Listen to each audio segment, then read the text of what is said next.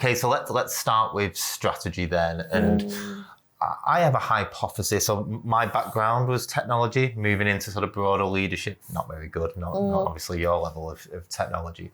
I actually don't feel like there's much difference today between a business strategy and a tech strategy. They're actually the same. Can you share some insights of how you see that sort of coming about to play from your perspective at Geeks? Yeah, 100%. So you actually hit the nail on the head, and that's something we find we need to educate people a lot on, because more traditionally, you would go off and you would say to your CTO or your CIO or whoever you have in your team, a tech person, to say, okay, give me a tech strategy to deliver this business plan. Now, what you end up having is very detached, disconnected strategy and tech goals often is what that ends up being, and no real bridge of how to deliver that. Moreover, now we talk about that you need to have more of a spry strategy, because the pace at which things are advancing, especially when you want to get to the really good stuff like business model innovation, scaling, then you need to be able to be searching, scanning, and adapting, and having almost an element of R&D and growth to support that. So those are some of the big changes that I see happening.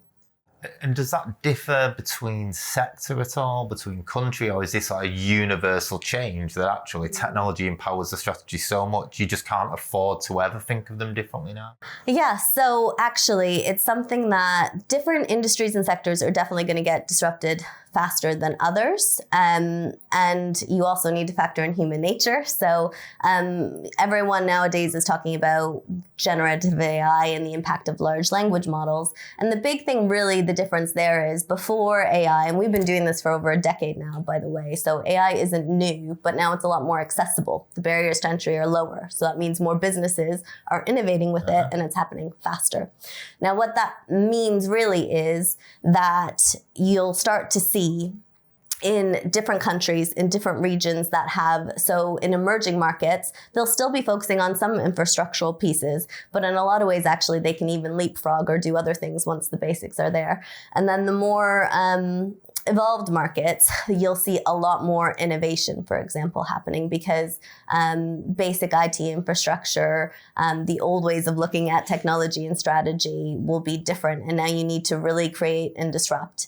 And then when you talk about the different businesses and industries, for example, you're going to see anything that's more intelligent, like professional services, for example. There's a lot more, including actually technology, there's a lot more disruption happening in those services than things that are more, for example, manual manufacturing, those kinds of things. However, as the hardware is advancing, things like Internet of Things, where you see devices and sensors and those things coming in, you see more and more cool emerging technologies happening there.